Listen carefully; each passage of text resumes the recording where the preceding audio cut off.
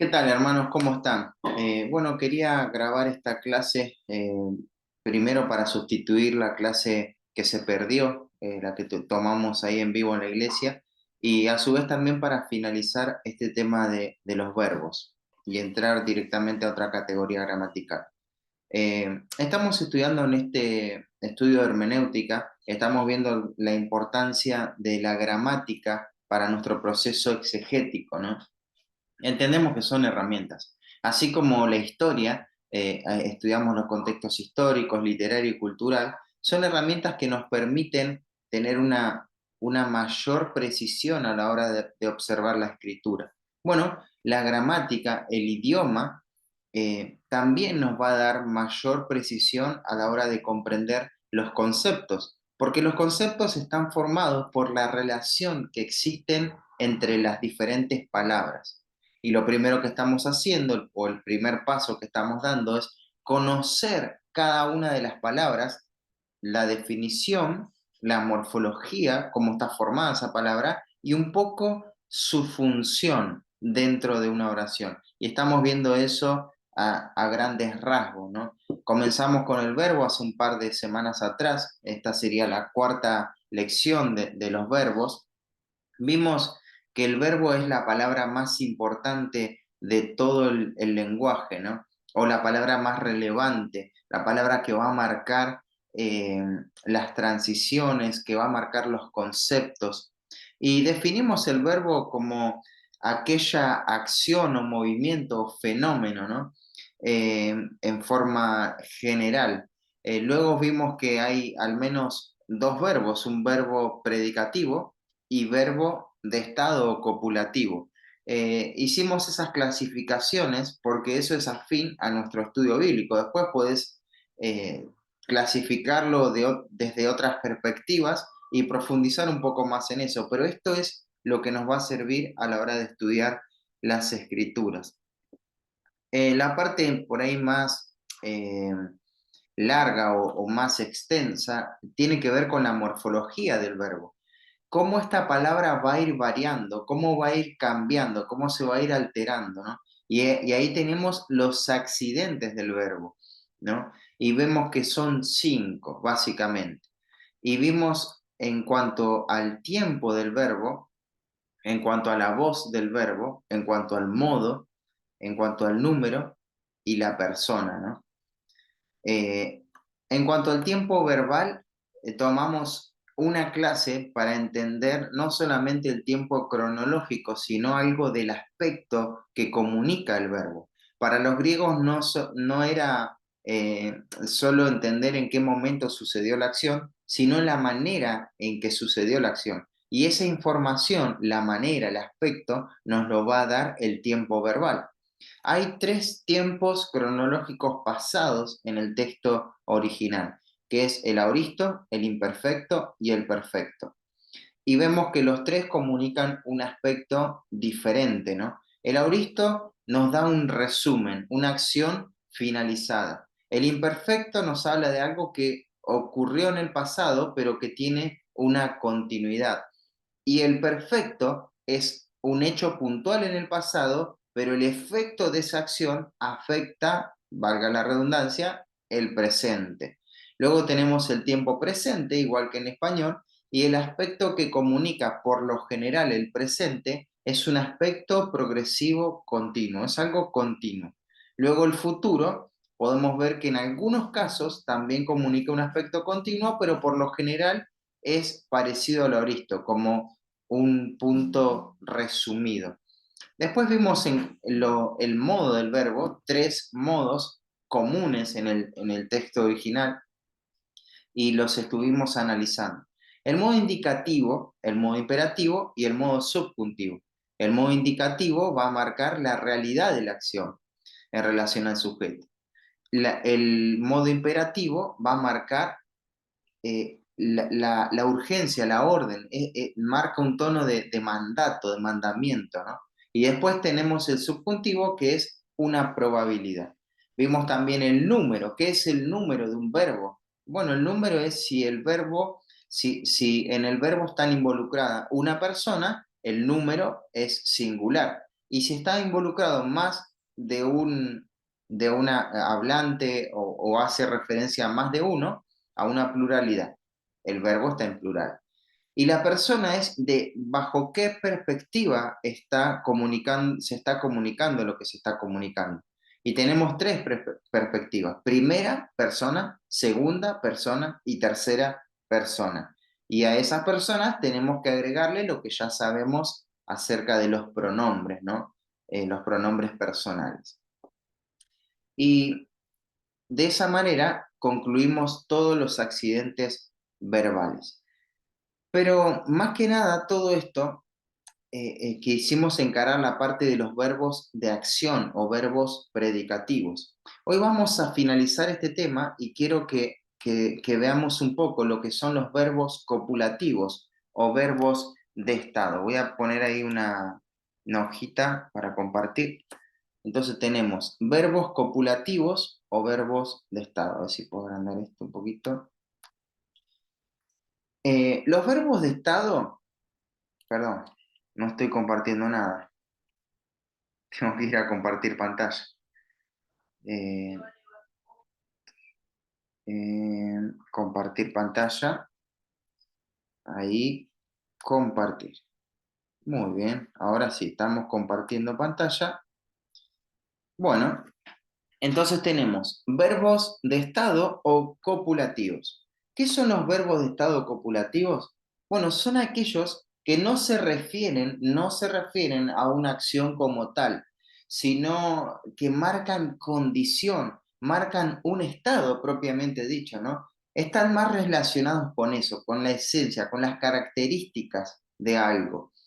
Muchas veces describen pensamientos, opiniones, emociones, pero veámoslos más como características. A diferencia de los verbos o de otras categorías verbales, los verbos copulativos van a componer una lista bastante limitada de verbos. Tenemos varios verbos predicativos, pero sin embargo, verbos copulativos o verbos de estado, tenemos tres que el diccionario de la Real Academia Española acepta como válidos, que son ser, estar o parecer. Para fines de nuestro estudio bíblico, solo nos vamos a concentrar en ser y estar. Pero te quiero mencionar que algunos gramáticos van a incluir no solamente ser y estar, estos verbos, sino que también van a incluir estos otros 10 verbos más, que es resultar, semejar, permanecer. Estos verbos también son conocidos como pseudocopulativos, a partir del cuarto en adelante. Solo te lo quería mencionar porque puedes complementar quizá tu estudio mirando algún videito y puede surgir esto. Bueno, estos son los verbos pseudocopulativos. Esencialmente los verbos copulativos son estos tres. Y te repito, nos vamos a concentrar en estos dos. Entonces, volvemos ahí, hojita. Esos serían los verbos. Entonces, vemos que estos verbos copulativos o de estado expresan un estado o condición, ¿no? Eh, pero estos verbos no funcionan solos, como por ejemplo si yo pongo Aldo estudia. Aldo estudia. Acá tenemos el sujeto, Aldo, y tenemos el predicado, estudia. Fíjate que esto ya tiene un sentido completo. No necesito agregarle algo más. Claro, puedo agregarle más palabras. Por ejemplo, Aldo estudia la Biblia, podemos poner, ¿no? Aldo estudia la Biblia. ¿Qué es lo que estudia Aldo? La Biblia. Acá tenemos un objeto directo y podemos poner un objeto indirecto para conocer a Dios. Perdón, para conocer a Dios. Entonces, tenés todo un sentido completo, ¿no? Tenés un sujeto, tenés un núcleo verbal, el predicado, todo esto es el predicado con sus complementos. La Biblia, objeto directo, para conocer a Dios. Y es el objeto indirecto. Sin embargo, vos tenés Aldo estudia y ya tiene sentido completo. Pero ¿qué pasaría si yo digo Johnny, Johnny es? Johnny es. Johnny tenemos el sujeto, nuevamente, ¿no? Así como con Aldo, que teníamos un sujeto, ahora tenemos el sujeto con Johnny. Y Aldo estudia, teníamos el verbo. Y este es un verbo de estado. Johnny es. Sin embargo, parecería que la oración está incompleta, ¿no? Johnny es. Pero, ¿qué es Johnny? Porque la verdad es que no me comunica un sentido completo. Bueno, no te comunica un sentido completo porque justamente aquí tenés un verbo de estado. Cuando vos tenés un verbo de estado, necesitas una estructura, vamos a poner acá, una estructura que dé sentido, ¿no? Una estructura que dé sentido a este verbo. ¿Y cómo se va a llamar esa estructura? Bueno, PSO, predicativo subjetivo obligatorio. Y fíjate, esa estructura puede ser una palabra, puede ser un sustantivo, puede ser un adjetivo y puede ser otra categoría gramatical, incluso hasta una frase preposicional. Por ejemplo, Johnny es, y vamos a ponerle el PSO, Johnny es estudioso, ¿no? Pero a su vez ahí tenemos un adjetivo, ¿no? Esto sería un adjetivo.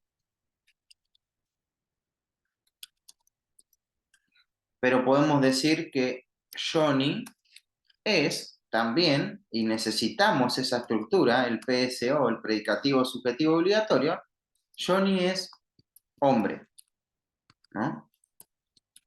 Y esto ya no es un adjetivo, sino que es un sustantivo.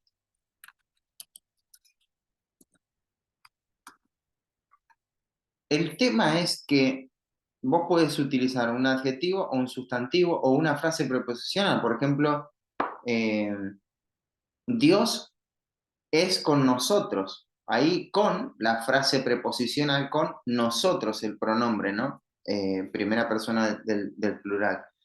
Y ahí tenés ese predicativo subjetivo obligatorio, lo que va a hacer es darle sentido a qué cosa, al verbo de estado.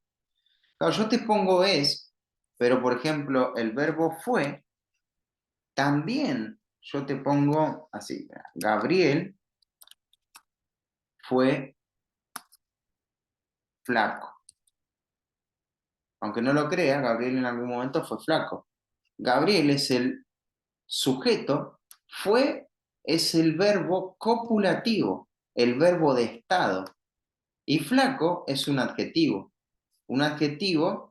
que le da sentido a este verbo, ¿no? Es el predicado subjetivo obligatorio. Algunos lo clasifican así. Cuando es un adjetivo, esto no es tan necesario saberlo, ¿no? Pero algunos dicen, cuando es un adjetivo, el predicado es adjetivo. Y cuando es un sustantivo, el predicado es nominal, nominativo. Eso es un detalle, ¿no? Ahora uno se pregunta, y esto sí quiero remarcarlo, ¿por qué es subjetivo esta estructura? ¿Por qué dice que es subjetivo? ¿Por qué predicativo? ¿Y por qué obligatorio?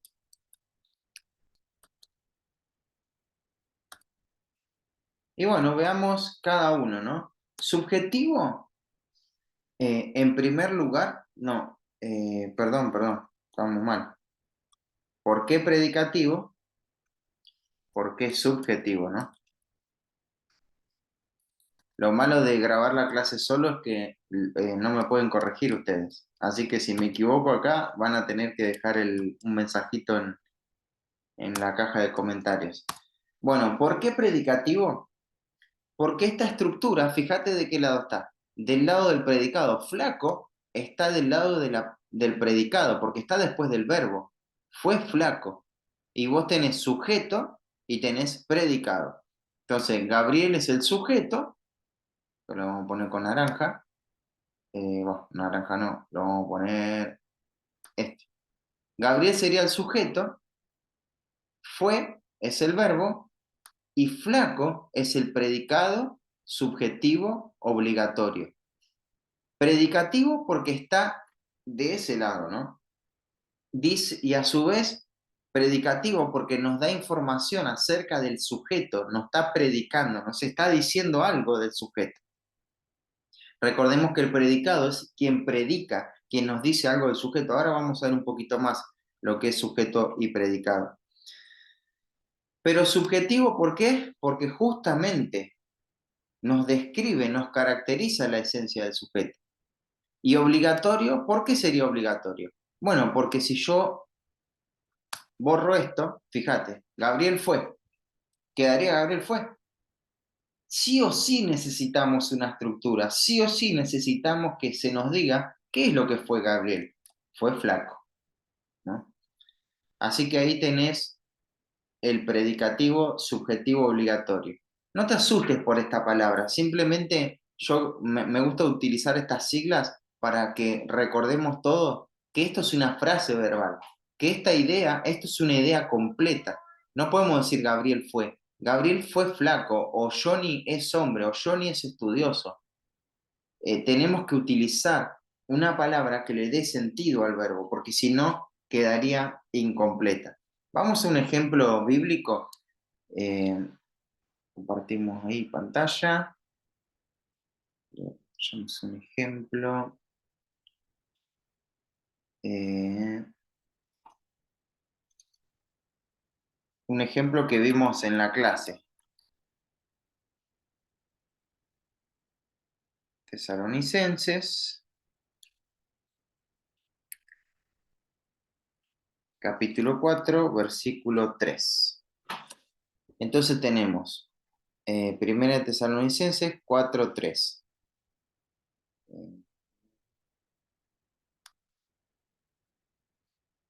Lo vamos a copiar y lo vamos a pegar ahí en la hoja que estamos trabajando. Bueno, acá tenemos toda, no es toda la oración completa, pero esto es lo que me interesa mostrarles. Dice, pues esto está conectado con lo anterior, así que lo vamos a tachar. La voluntad de Dios es vuestra santificación. Esto lo podemos bajar porque es una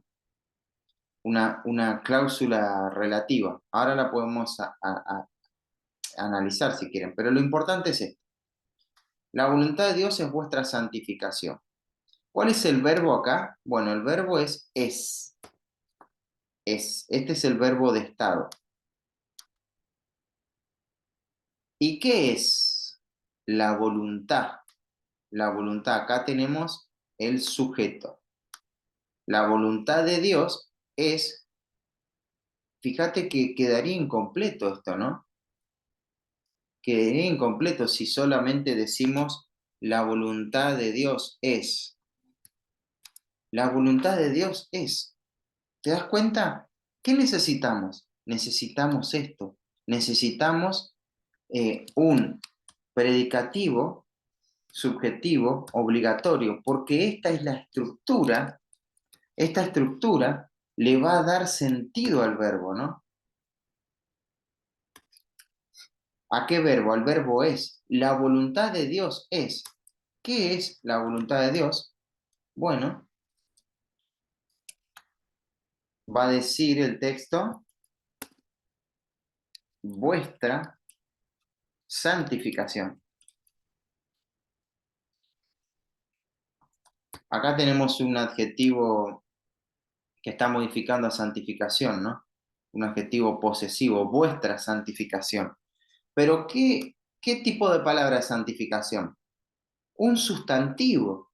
¿Ves? Esta palabra le va a dar sentido al verbo. La voluntad de Dios es vuestra santificación. Ahí tenemos ese ejemplo. Eh, hay varias acá ese es un ejemplo con un verbo, con un predicado subjetivo obligatorio con sustantivo, ¿no? Utilizando un sustantivo. Tenemos también otros ejemplos. El versículo de segunda de Timoteo, capítulo 3 versículo 16 que va a decir, toda la escritura es inspirada por Dios, ¿no? Coma y útil. Perdón. Y útil, y después nos va a decir para qué, pero ese para qué ya es el propósito. Ya, y bueno, es para corregir, para instruir en justicia. Va a decir el propósito, pero esta es la parte más, la parte dominante.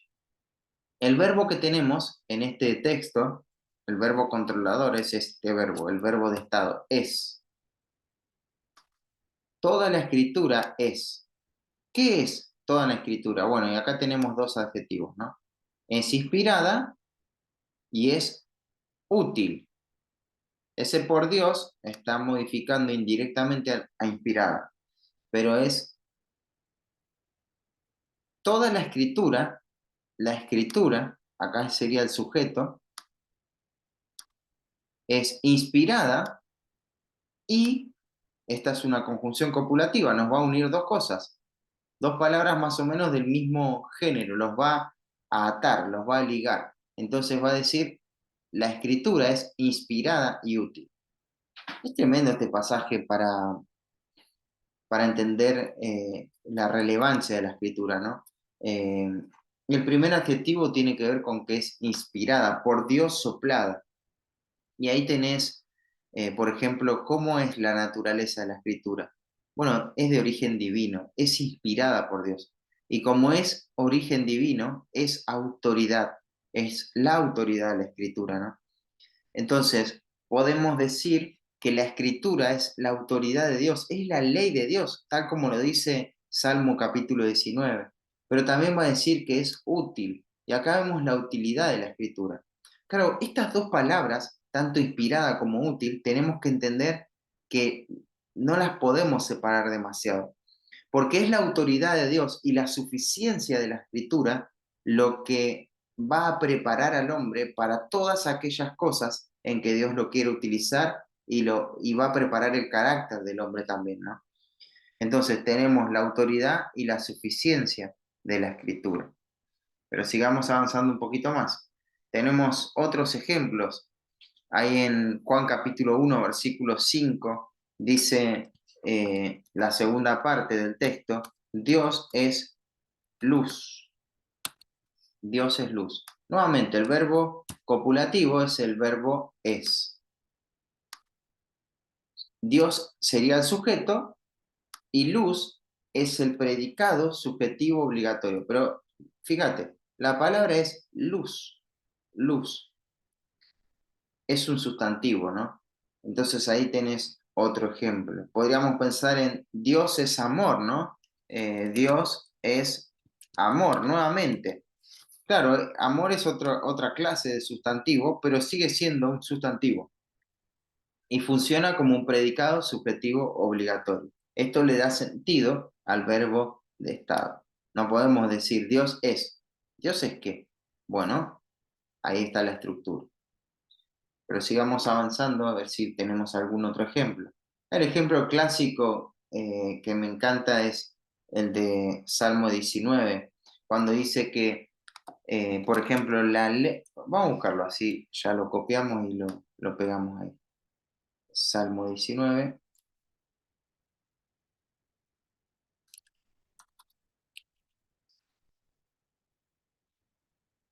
el versículo 7, del 7 al 10. Creo que este es un buen ejemplo para entender la importancia de los verbos de estado. Mira, dice, la ley de Jehová es, subrayemos primero los verbos, es perfecta, que convierte el alma. Bueno, esto nos va a decir algo más acerca de la ley. Otra oración. El testimonio de Jehová es, acá tenés el verbo controlador, un verbo de estado. Y otra cosa que nos va a decir en esta oración, que hace sabio al sencillo. Los mandamientos de Jehová son, fíjate, este es otro verbo de estado, son, está en número plural, ¿no?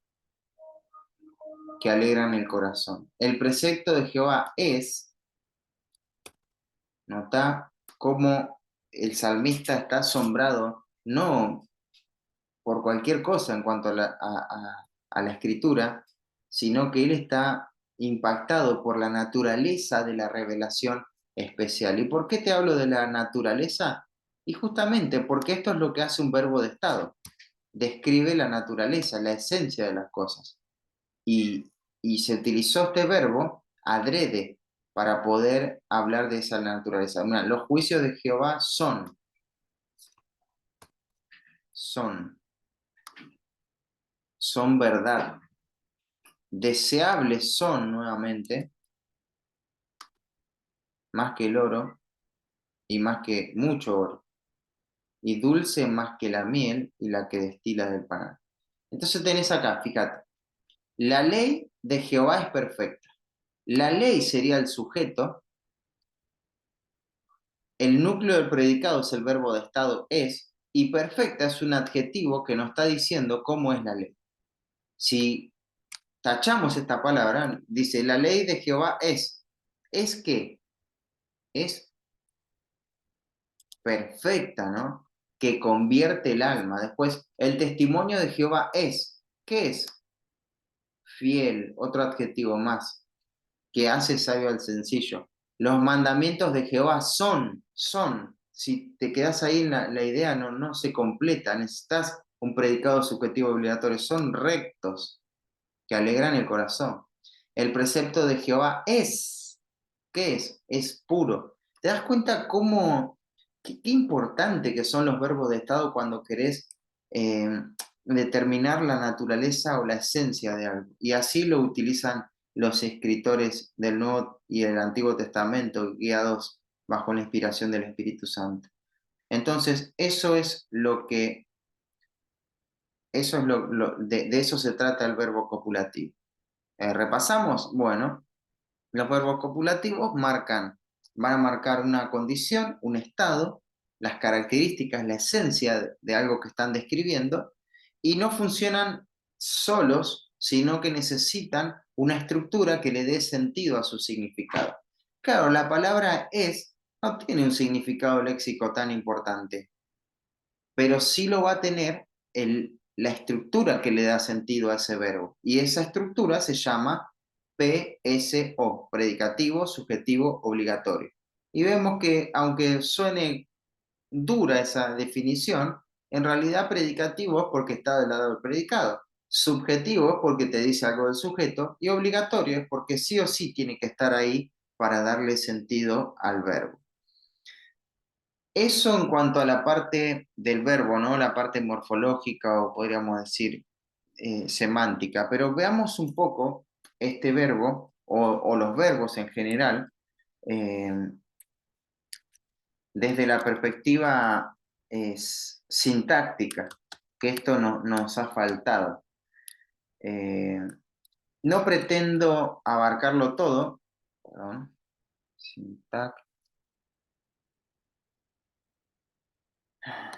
con la tilde sintáctica.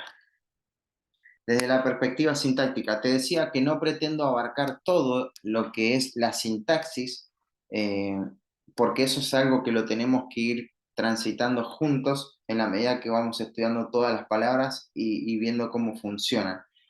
La parte de la sintáctica, en todas las categorías gramaticales, pero sobre todo en los verbos, vas a aprender y vas a crecer en la medida que vayas practicando. Entonces, pasemos a la sintaxis. La sintaxis del verbo, bueno, ya dijimos varias veces. La palabra más importante de una oración es el verbo. ¿Por qué? Porque va a controlar toda la oración. Pero veamos algo en cuanto a cómo funciona dentro de la oración. Porque el verbo es el núcleo del predicado. Ya dijimos algo en cuanto al sujeto, pero repasemos. El sujeto es la función que desempeñan por lo general un sustantivo o una palabra sustantivada con el propósito del cual se va a decir algo. Básicamente el sujeto es de quién o de qué, en plural o en singular o en plural, o de qué se está hablando.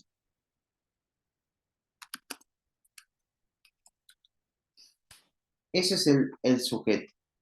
Jorge Cotos en su libro de gramática castellana para el estudio bíblico va a decir que el sujeto es la parte de la oración de la cual se afirma o se niega algo, ¿no? Eh, y por lo general es un sustantivo, aunque puede ser otro tipo de palabra. Cuando yo voy a analizar una oración, ¿cómo puedo reconocer al sujeto? Bueno, lo primero que tengo que hacer al analizar una oración, y esto lo voy a decir constantemente, es reconocer el verbo controlador, porque es la palabra más importante. Y luego, hermanos, lo que tengo que hacer es hacerle preguntas al verbo, porque el verbo tiene mucha información. Entonces, el verbo nos va a decir si esto es una orden, si es una realidad, si es una probabilidad, quiénes están participando, si son uno o varios. Nos va a decir si esto es una acción finalizada, si esto es algo continuo. Va a dar información, pero también nos va a decir quién es el sujeto. Entonces, yo le voy a preguntar al verbo, quién, si es una persona, si sospecho que esto es una persona, o qué, si es una cosa. Y vamos a ver un ejemplo ahí en Tesalonicenses también. Eh, acá,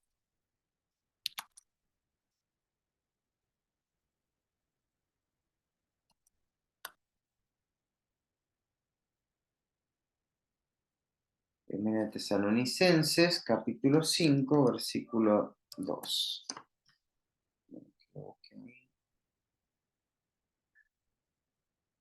Versículo 5.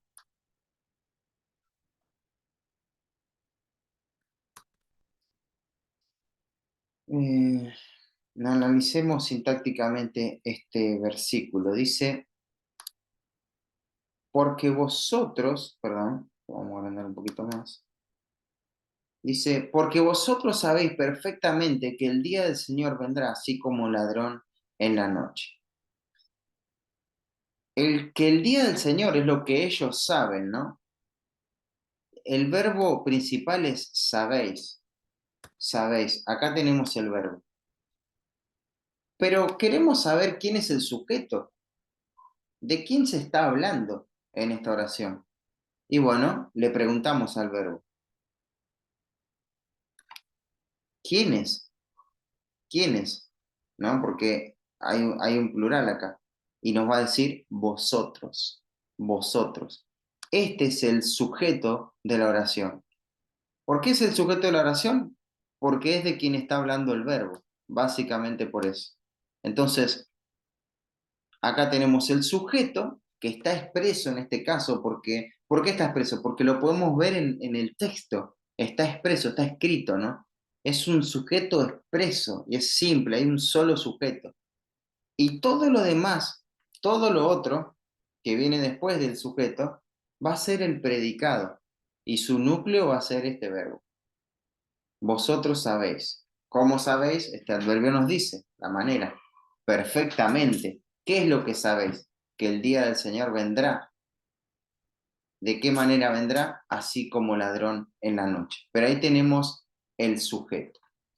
Después tenemos otro ejemplo en Primera Tesalonicenses 5:20 que dice, no menosprecie, las palabras me cuestan las profecías.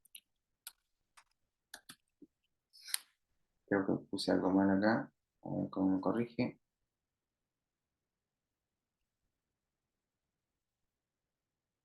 Ahí está.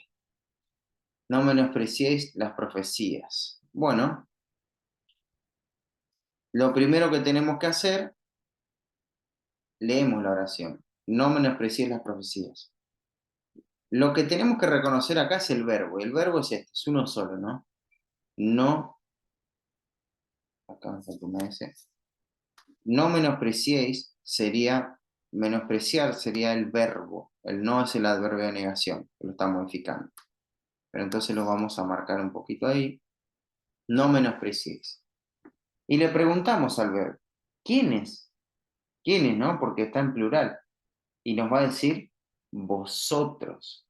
Vosotros. Entonces, ¿pero dónde está ese vosotros? No, está tácito. No está escrito, está implícito el verbo. Pero, el sujeto, perdón. Pero está. Entonces lo ponemos entre paréntesis. Vosotros. Cuando está tácito lo escribimos al pronombre ahí. Vosotros no menospreciéis.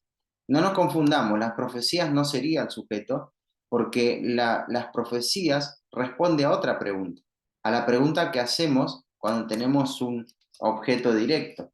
Cuando tenemos un objeto directo, nosotros preguntamos, ¿qué es lo que? ¿Qué es lo que? ¿Qué es lo que no tenemos que menospreciar? Y la respuesta es las profecías. Y fíjate la forma prenominal, no las menosprecies. Las no es un artículo, sino es una forma pronominal de las profecías. Y eso es objeto directo. Pero esto del objeto directo es tema de otra clase, así que quédense tranquilos. Ustedes traten de contestar quién o quiénes. Acá quiénes. ¿Quiénes no menospreciáis? Vosotros. Vosotros no menospreciáis las profecías.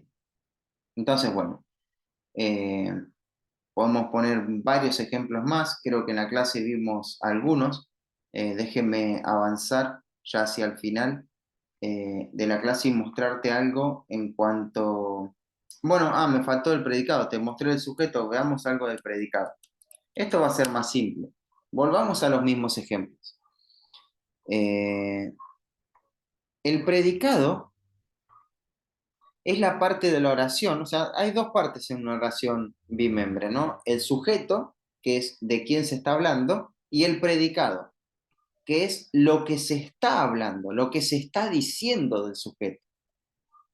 Te lo digo de otra manera, o te lo digo de otra forma, otra vez. Es muy sencillo. Vos tenés en una oración sujeto y predicado, nada más. El sujeto es de quién se habla, ¿sí? Y el predicado es lo que se está diciendo del predicado. ¿A qué te suena la palabra predicado? A predicar, ¿no? Y cuando uno predica, ¿qué está diciendo? Algo de alguien, ¿no? En este caso de Dios, de su palabra. No predicamos nuestras propias ideas, sino que estamos proclamando las ideas de alguien más. Es el pensamiento de Dios, es la voluntad de Dios. Bueno, en la gramática funciona bastante parecido. El predicado tiene que ver con lo que se está diciendo acerca del sujeto, ¿sí? Entonces, sujeto es de quién se habla. Ya sé de que se habla de esta persona, de esta cosa, de lo que fuera, ¿no? Ahora, ¿qué se está diciendo de esa persona o de esta cosa o de lo que fuera? Ahí tenés el predicado. ¿Cuál es el núcleo del sujeto? Bueno, puede ser un sustantivo. ¿Cuál es el núcleo del predicado? La palabra más importante de la oración, un verbo, una idea verbal. Así que ahí lo tenés. Eso es todo, sujeto y predicado. Quiero mencionarte algo que te había dicho, a ver si lo tengo por acá.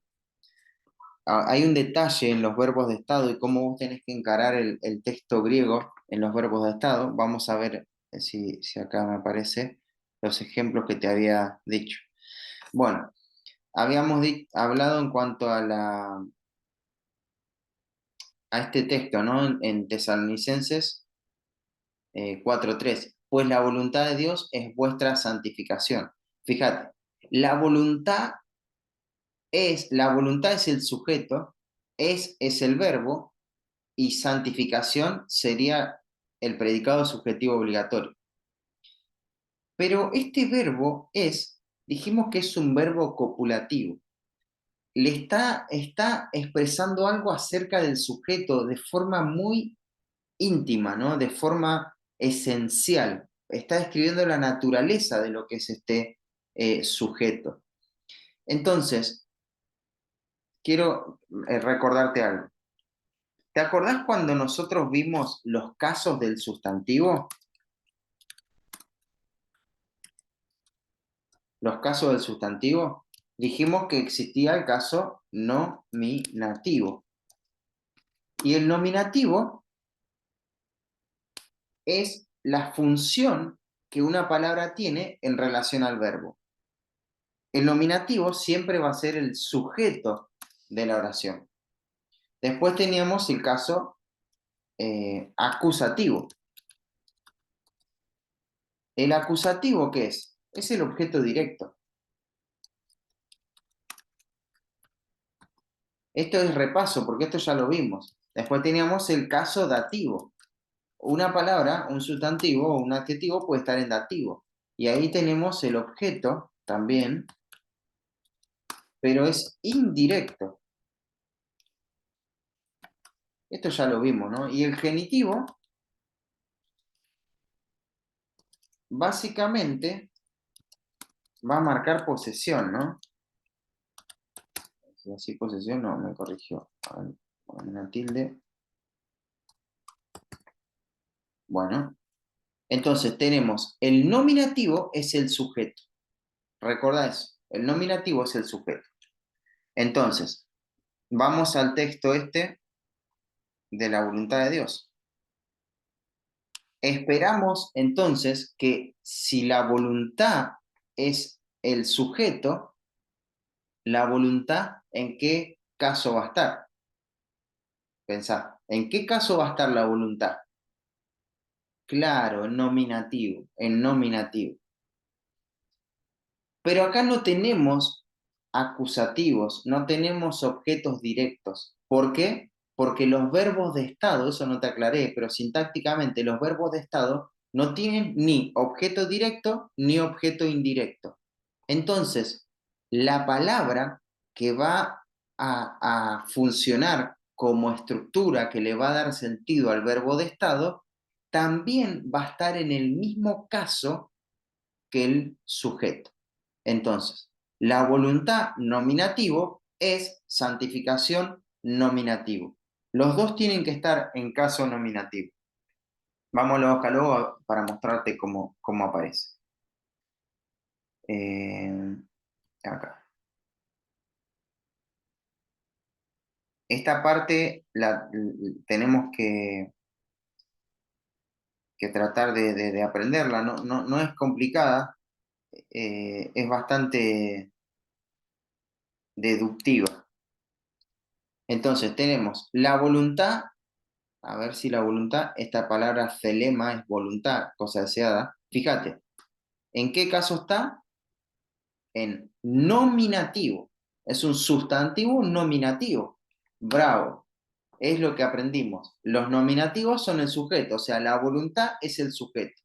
Después tenemos el verbo de estado. Estim es.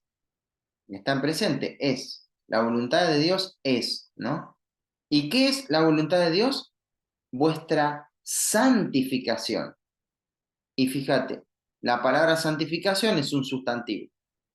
Y te dije que en los verbos de estado, en el texto original, tanto el sujeto como el predicado subjetivo obligatorio tienen que estar los dos en nominativos para que vos estés seguro de que ahí tenés un verbo de estado. ¿Y en qué caso está? Acá está la palabra santificación. Veamos, sustantivo, nominativo, singular, masculino. Claro, está en nominativo también. Entonces, la voluntad es la santificación. ¿Te das cuenta? Se cumplen todas las reglas. Qué alegría, ¿no? Entonces, ahí tenés, ese es un ejemplo. Veamos si acá puse otro, en 1 Juan 4:8. Este es otro ejemplo que pusimos en la clase. Primera de Juan, capítulo 4,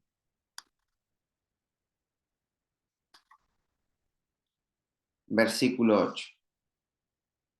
Dice, acá, esta parte, Dios es amor, ¿no?